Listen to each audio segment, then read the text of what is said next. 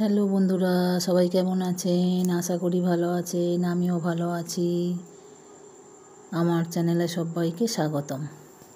আজ আমি এখানে, বলো তো এটা কি? নাম শুনলে জিভে জল চলে আসবে।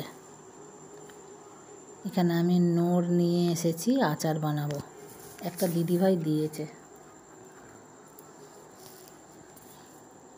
দেখো কি সুন্দর বড় বড় নোড়। এখানে নোড়গুলো আমি ধুয়ে পরিষ্কার করে নিয়েছি, বেছে নেব।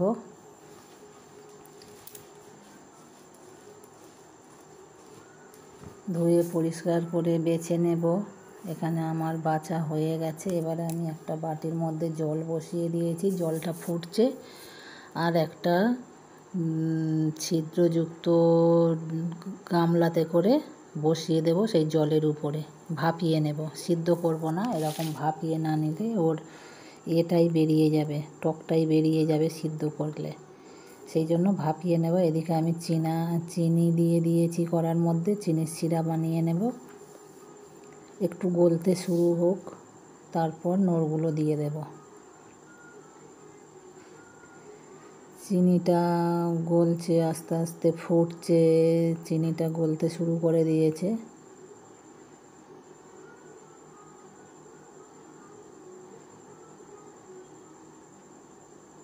ফুটছে, চিনির শিরা তৈরি হচ্ছে।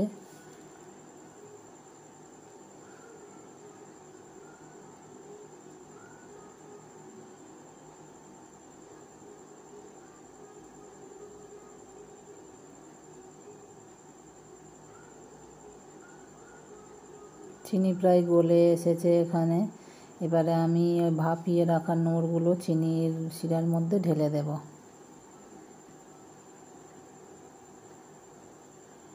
এত সুন্দর লাগে, সারা বছর থাকবে, একটুও নষ্ট হবে না। অসাধারণ খেতে হয়। এইভাবে নোড়ের আচার করলে সারা বছর থাকবে, অসাধারণ লাগে খেতে।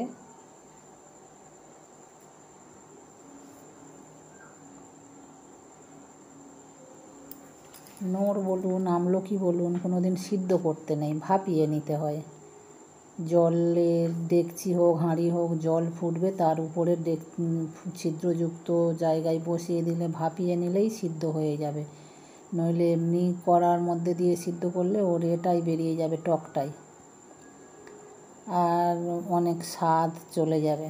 সেই জন্য আমি এরকম ভাপিয়ে নিই। এদিকে তো কড়ার মধ্যে দিয়েছি, পরিমাণ মতো একটু হলুদ দিয়ে দিলাম, যাতে কালারটা দেখতে সুন্দর হয়। চিনিগুলো সব গলে গেছে, এবারে ভালো হয়ে ফুটবে। একটু কাশ্মীরি লঙ্কা দিয়ে দিলাম,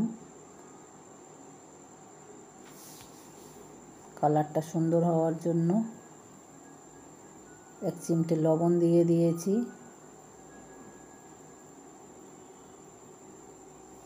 প্রায় হয়ে এসেছে, ফুটে গেছে। দেখুন বন্ধুরা, একদম শুকিয়ে গেছে। এইভাবে তৈরি হয়ে গেছে নোড়ের আচার। এর মধ্যে একটু লঙ্কা, একটু মৌরি, একটু ধনে ভেজে মিশিয়ে দেব। শুকনো খোলায় ভেজে মিশিয়ে দেব, হাফ রোস্ট করে, হাফ গুঁড়ো করে। এখানে আমার নোড়ের আচার একদম রেডি। কত সুন্দর দেখতে লাগছে দেখুন, অপূর্ব সুন্দর হয়েছে।